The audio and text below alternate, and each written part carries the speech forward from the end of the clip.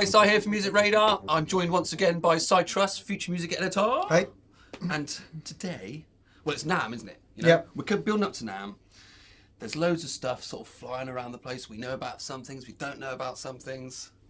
Early doors, Korg are dropping the Minilogue XD. Yeah, so definitely one of the most exciting things I think we're going to see at NAMM. Mm-hmm. Oh, wait to be So proven far. on that. So the original Minilogue, which is probably worth the most popular synths of recent years. It's kind of proved very popular. It's 4-voice analog polysynth at a very reasonable price. Yeah. So it's kind of obvious why Everyone wanted a piece of this. that was always an instant winner. Yeah. The XD here is an update to it. Mm-hmm. As you can see, kind of looks pretty similar, other than the nice matte black finish. Similar to the old Prologue sort of colourway. And it's kind of borrows a few features from the Prologue as well. Yeah. So, updated things here, the most notable thing being a few digital elements. Yes. So, as with the original Minilogue, this is still a 4-voice polysynth, and it's still kind of mostly analog, but we add this digital multi-engine, which is something that's come over from the Prologue, as well as some digital effects. Okay. So the D in digital. Yeah, so you're kind of getting this nice blend of classic analog and cool digital stuff. There's some other interesting additions here. So quickly run through the new bits. CV in. So Always two handy. CV inputs there, which can be used as modulation sources or kind of CV and gate input. You'll see this little joystick here. So if you remember, the original Minilogue had kind of it's an angled kind of angled switches switchy which did thing. your kind of pitch and mod word things. Yeah, Here we got yeah, this yeah. joystick which kind of does modulation and pitch all Yeah. in one. Yeah. It's the kind of thing that I imagine some people are going to hate and some people are going to love. Yeah. You know, Jury's out on that yeah, one some people already. will kind of demand Bemoan, proper pitch and mod wheels. Some course. people will find that really cool. Yep. Other thing, it's got an extended sequencer. Original Minilogue had an 8-step sequencer. Now we've got 16 steps. Yep. More bells and whistles. More there. bells and whistles. And then other than that, it's kind of pretty similar territory. We've got less voice modes. So you remember the original Minilogue had a selection of voice modes here. We've kind of got most of that functionality on here. So we've got 4 voice modes we can choose from. Polyphonic, which is 4-voice poly. Unison, which obviously kind of stacks the voices and spreads them to create a nice thick sound. Chord mode, which with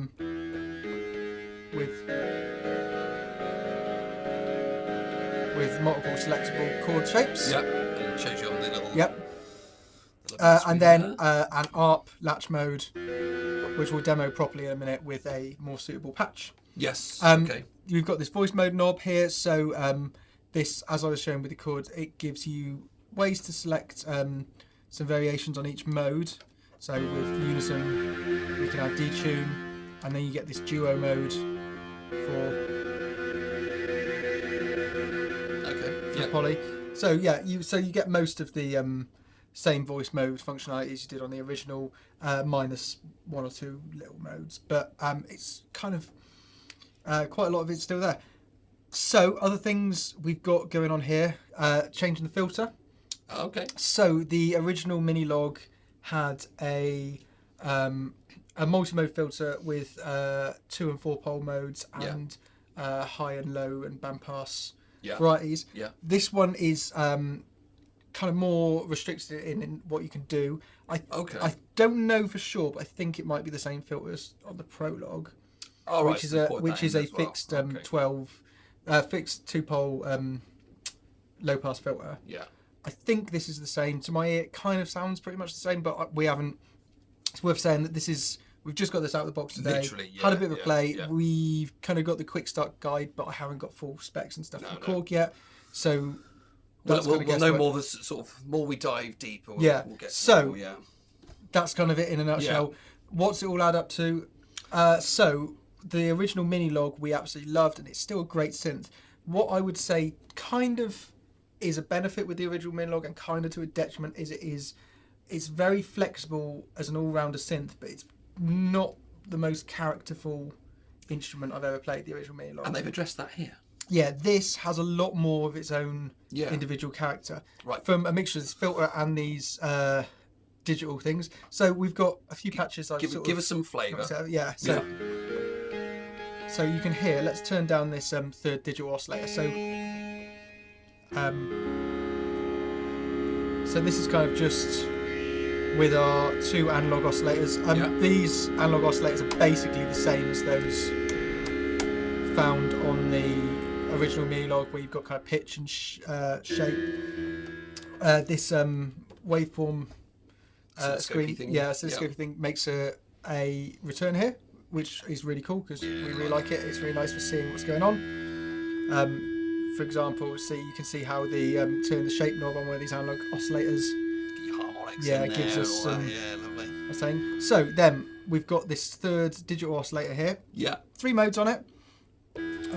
A VPN mode here, which has got lots of sampled waveforms we can play with. Okay. And then a noise generator here with different types of noise. If I don't change hands, I'm not blocking the screen. Different types of noise, and then we've got a shape control for both these here. The third mode is a user mode, so like the Prologue, you will be able to use the Librarian application. They've just announced that. Which they've just announced. To create and upload waveforms. Again, we've not had a chance to use that. It's not kind of implemented here, so you see at the moment But we're glad that's actually happening. This is basically just a sine wave. That, and but that should be a cool way to expand what we've got here. So let's go to VPN, which at the moment the kind of VPN oscillators here still give us a lot of kind of digital character to play with. Yeah. So you can hear from bringing that in. Yeah. It's adding a kind of really nice little bit of digital character. Yeah, that's like so sparkle. The filter. So the filter on the original Minilogue, as I said, was a lot more flexible in that it had multiple modes. However, it wasn't the most characterful filter. Yeah. This one definitely has a lot more character to it. One thing in particular is this drive switch here. Okay. So we've got 3 levels: 0, 50%, and 100% drive, nice. which can add a bit of grit through the filter there. We've got resonance again. It doesn't go up to self-oscillation, as you can see, but it does kind of add a nice kind of raspy peak, which is...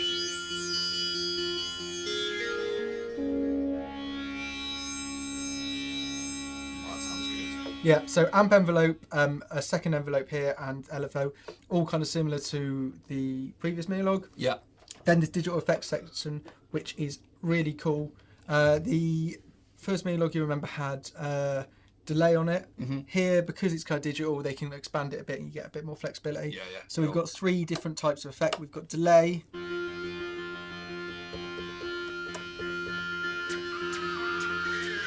We've got a reverb. And then modulation. Each of these have multiple modes that we can use by selecting here. So modulation, for example, has chorus, kind of string machine-ish kind of ensemble thing, phaser, flanger. Then reverb, we've got different kinds of room sizes. Yeah, kind of digital reverb emulations. And the same for delay. We've got this tape style, 1 tap, stereo BPM, mono BPM, ping pong, high pass. So there's a lot more effects capabilities on there. Yeah, cool. And it kind of all adds up to give a lot more. I keep saying a lot more character. I keep repeating that, but it does. It does. That is the main takeaway here. Is that we've kind of, it's the Minilogue plus its own sort of, its own kind of unique selling point. Which, for better or worse, was lacking maybe from the original Minilogue. Yeah.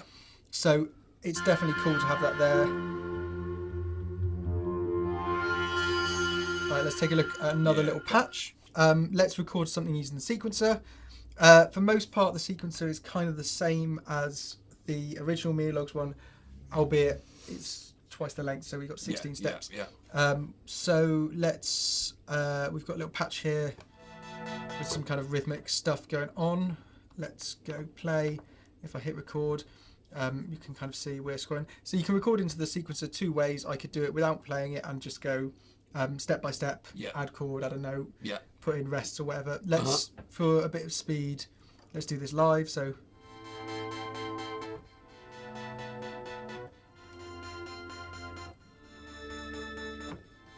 Nice. So yeah, simple little thing going on. Now, as well as having the ability to sequence notes, as you can see also I was playing chords there, it's polyphonic sequencing obviously. So as well as being able to sequence notes, we've also got the motion sequencer, Of course, which gives us 4 tracks of automation. So what we can do is basically go into motion mode here, which gives us a little visual version of the here. Obviously we can start. Yeah, so let's let it get to the end of the sequence, and we can just do a bit of.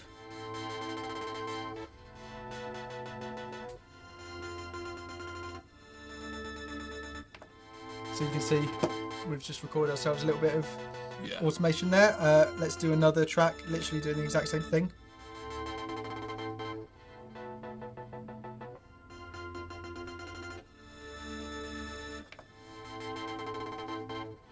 I do like the visual kind of, you've got your lanes in there as well, so you can see where so we can do it, these digital effects we can do it as well with. Let's have some reverb and record a bit of reverb.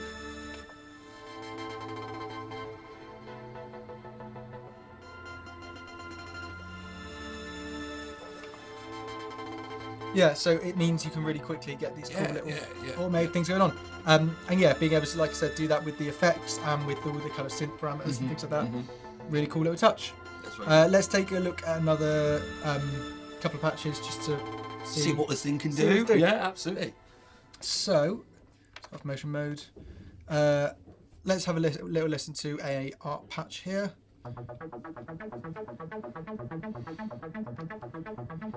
So, as mentioned before, we've got the voice step knob here, which basically gives us different ways to control these things. So in our art mode, that basically gives us different order and all that business.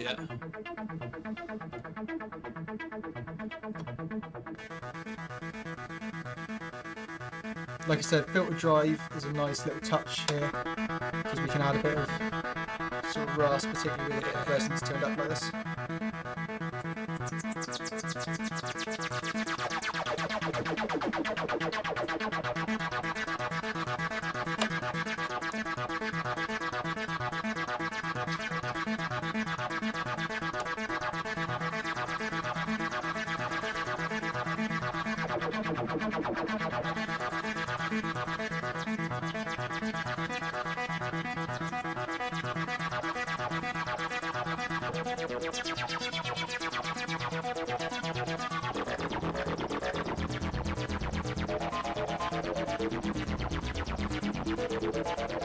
Turn down these analogue oscillators just so we can hear the digital ones on their own.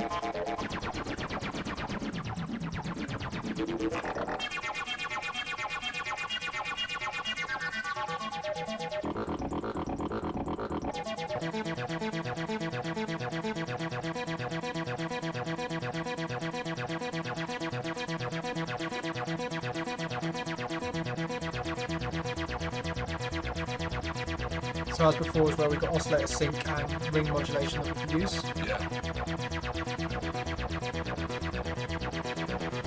And cross modulation between the two analog oscillators.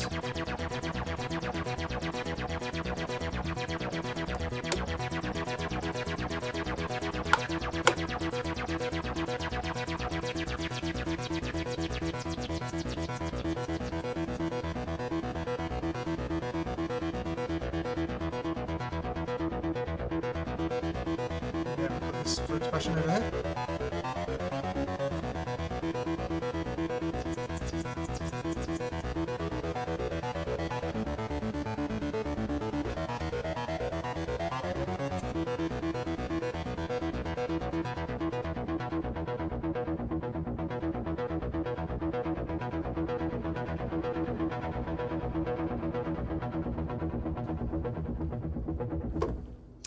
That's it in a nutshell, basically. I'm in love. Yeah, I knew I would be. I knew it would be when we heard this was coming in. It was like, oh yeah, okay, I like the sound of this. And on paper, it definitely you know, ticks the boxes that you want it to tick. Yeah. And in the flesh, Yeah, also. so as I said, we've not properly dug into this yet No. because it's just our first day with it, but already really impressed. One thing I haven't mentioned, stereo output on there.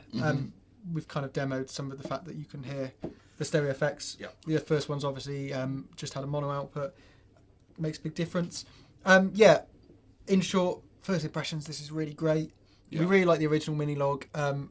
Have I mentioned the word character enough in this? But yeah, really like the original Minilogue. But this kind of builds on that all-round capabilities with something a bit more unique. The mixture of analog and digital just gives it loads of charm and there's loads to play with. These new effects are great. Having CV is really nice. You've still got your kind of sync in and out, MIDI in and out. Can still hook it up to computer. Well, yeah, with the user thing, that's where we're doing that, isn't it? So like a lot of flexibility. Yeah. I don't know at the moment how much this is going to retail for. I don't think we've had it confirmed just yet. Not confirmed, but I think we can sort of take a wild guess and say it's going to be around the 500 mark, surely. Yeah. It's not going to be too much more expensive than the first edition. Yeah, so the original one, I think, was around the lower end of the 400 to 430. I think it's still probably available for around that, 430, 440. Yeah. If you told me this was a bit more expensive, I wouldn't think that was unreasonable because there is more on board there. Yeah. So, you know... I'd say 599 would be my limit if I was to pick a... If it's within that ballpark, then happy days. It's great, and I'd definitely go for it. But we'll wait and see on that front. We'll wait and see, of course. Cool. Okay, so be sure to like, subscribe, comment, and share. We're seeing this wonderful video right now. Of course, do check out all the latest sort of NAMM news and all the rumours and stuff as it comes up on the website. And of course, Future Music Magazine is on sale now, so go and grab your own copy. In the meantime, cheers. Thanks.